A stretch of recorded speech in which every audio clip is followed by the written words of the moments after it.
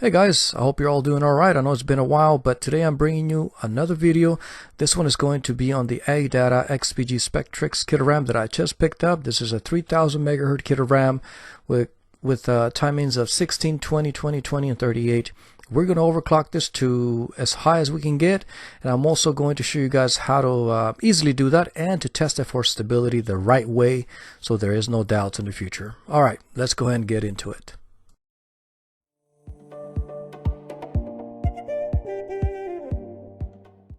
So first things first, I have to tell you, I haven't picked up a new kit of RAM in a while.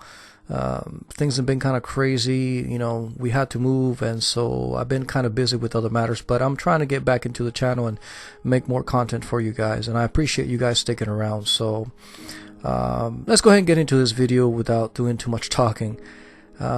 First thing I want to tell you is that I'm excited about this because I actually was not expecting the dies that came with this RAM. I was, you know, maybe expecting something like Micron, whatever other dies that are out there, but I actually got E-dies with this kit, and E-die is known good for being a decent overclocking IC. So we're gonna go ahead and, like I said, we're gonna overclock this kit and see how far we can get. I know that RAM prices right now, at least in the country where I live, they're not so high. I mean, they're pretty affordable.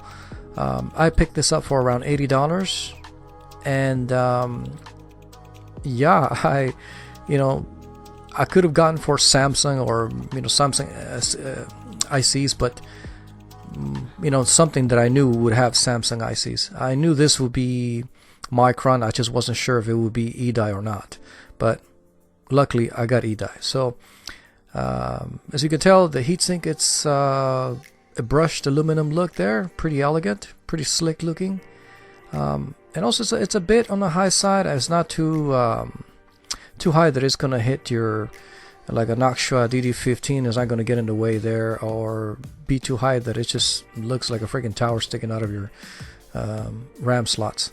As you can see here, they look pretty elegant. I mean, if you're looking for RGB, yeah, this is the look, man. This is what you guys would probably like. I'm not too crazy about RGB. I like the stealthy look inside of the case, but you know what, for $80, I thought, what the heck, sure, let me just get these here and see how far I can push these things just for the heck of it, just for the fun of it.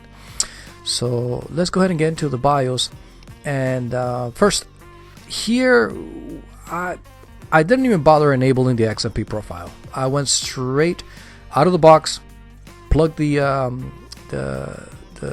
DIMMs, the memory into the DIMMs, and turned on the computer. I didn't mess with anything.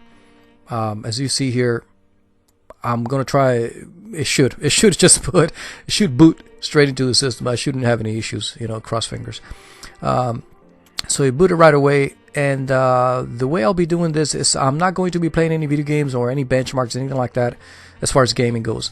What I am going to be doing is showing you guys, giving you a little bit of information on the RAM itself, in case you're thinking about buying yourself a new kit of RAM. This may not be a bad option if you're on a tight budget, because not only does it look nice, it's got some good heat sinks on it. It's ADATA, it's a good brand. But also you're getting E-die here, and you can push this RAM. You can actually push it safely with not too much voltage. So, and just wait a second. I'm going to show you how to do that exactly. And so here I'm going to show you also how to get the information if you have Typhoon Burner. If you don't have it, I have a video on my channel how to get this. How to go and download this program. It was pretty handy, and here you can see it's Micron E-die. It'll give you a bunch of information on the RAM that you currently have if you're planning to overclock, and if you're planning to use the Ryzen calculator, this is a must-have. You will need this information, so I highly recommend that you get this if you're planning on overclocking your system RAM. In order to pull out the raw information that you will need, you gotta follow the steps here that I just showed you in the video. Hit export, go to complete HTML report, and I already have it on my desktop, so I'm not going to save it. Yeah, after you do that, then you will go into the Ryzen calculator, export HTML profile, whatever, or import it. I'm sorry, import HTML profile, then highlight that you just put on your that I just put on my desktop. But anyway, let's go ahead and get the. We're going to be using ADATA 64 Extreme here to test for the speed. So let's go ahead and get the read test going. And as you can see, the right out of the box configuration, it's terrible. I mean, the read speed here is horrible. We're not going to break any world records. Same for the write. Yeah, that's pretty bad. And the copy, same. It's just not. It's not ideal. This is what you can expect to see if you have RAM that you have not optimized, or you have not enabled the XMP profile on your RAM. You can expect this type of speeds, this type of results here, and that's pretty bad latency. I mean, that's 85 nanoseconds or 86. That's horrible. You don't want that. That's going to affect your gaming performance. So you want to make sure that if you do buy RAM like this, and it does come with a XMP profile, you want to enable that. Otherwise, you're going to get terrible performance overall. Just gaming, applications, whatnot. It's going to be terrible. And you're going to be questioning, like, you're going to be wondering why your system runs slow. Well, it's because your RAM is not optimized. It's not running as it's supposed to be. So we're back in the BIOS. Let's go ahead and get this the XMP profile enabled. And we're not going to touch anything else. We're just going to enable the XMP profile and run tests and see how, the difference between the outside of the box configuration and what you get when you enable the XMP profile. And you'll see it's a big difference.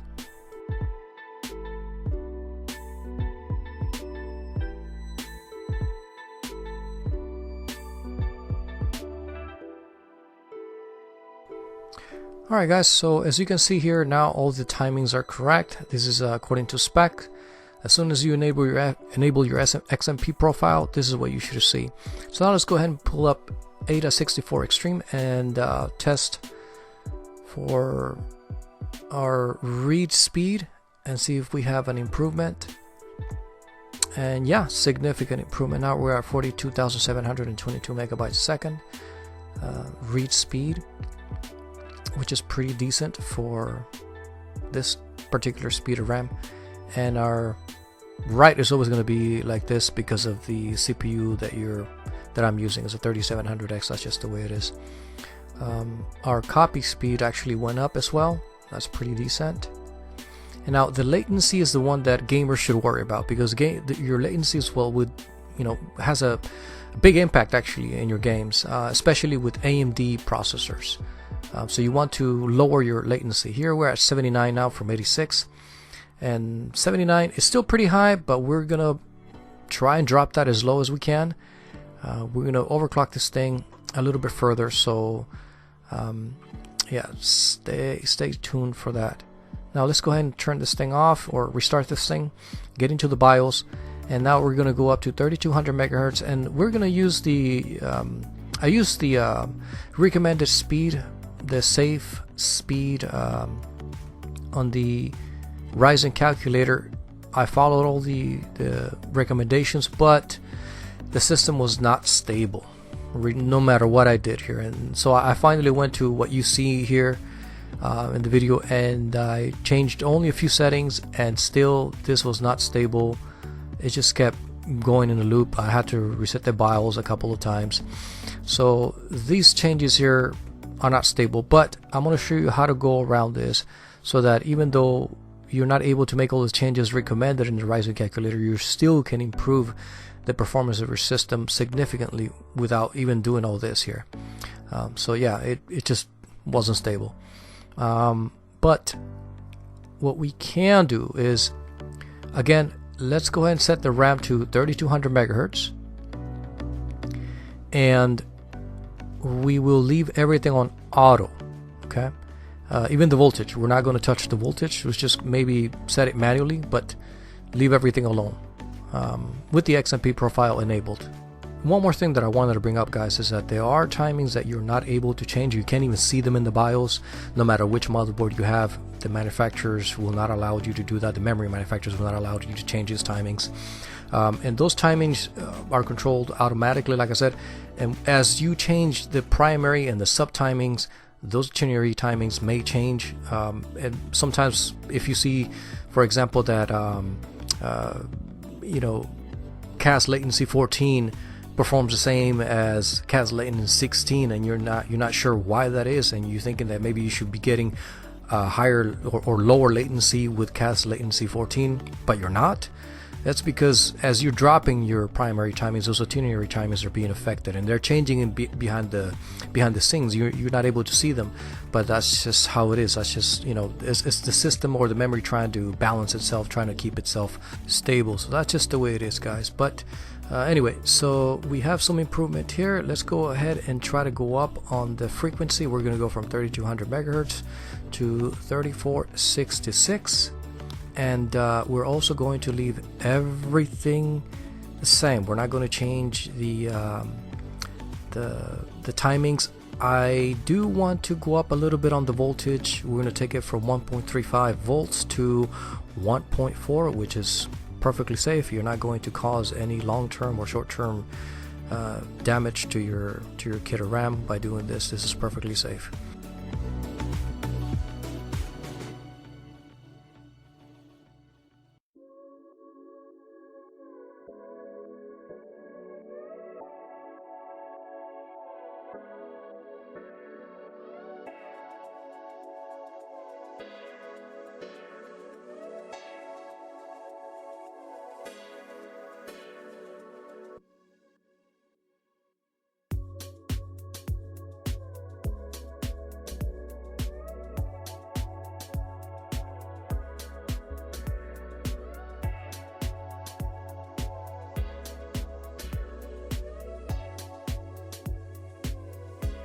And we can immediately see memory read improvement from 45,000 to 48,000 megabytes a second.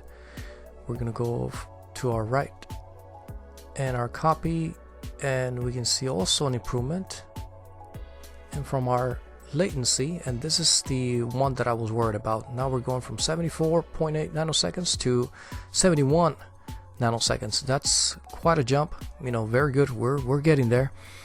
And as you can see, that's all done by just overclocking the frequency on the RAM, not even touching the timings, the primary timings or the sub timings. So let's go ahead and test to see if 3600 megahertz is stable. Again, we're not going to touch any of the timings. We're just and we're also going to leave the voltage right at 1.4 volts and see what type of results we get.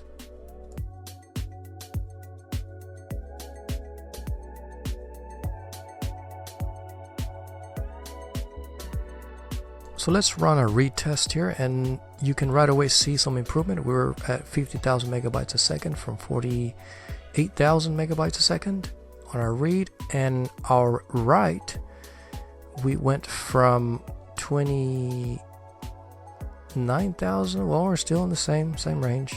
No big improvement there, but that's expected. And on our copy test, we went from 44,000 to almost 46,000 megabytes a second. On our latency, we see a drop from 71 nanoseconds to 68.5 nanoseconds, which is really good for gamers or for gaming. This will give you lower latency, which translates to higher FPS, especially on AMD platforms. AMD loves that low latency. Alright guys, so now that we're done overclocking our RAM, we have to test for stability because we don't know if our overclocking is stable or not. I use Prime 95, just do a quick Google search and test with Prime 95. For me, it's the most accurate, the most reliable. You want to run a custom test, so make sure you check that radio box there, custom, and where it says minimum FFTs to test, you want to put in there 448, and max size of FFTs to test, you want to put in there 4096. Make sure you uncheck run FFT is in place. If it is checked, uncheck that, and run 80% of your memory to be tested. So whatever you have total system RAM, 80% of that. Let it run for a couple hours. If it passes, your system is stable. If your system crashes, you know you have to either go down on the megahertz on the RAM or give it a little bit of extra voltage. Test again until your system is stable. I hope this helps someone. You guys, I'm gonna leave it here. I got some more stuff coming up, so you guys stay tuned. I hope to see you on the next one. Take care. Bye bye for now.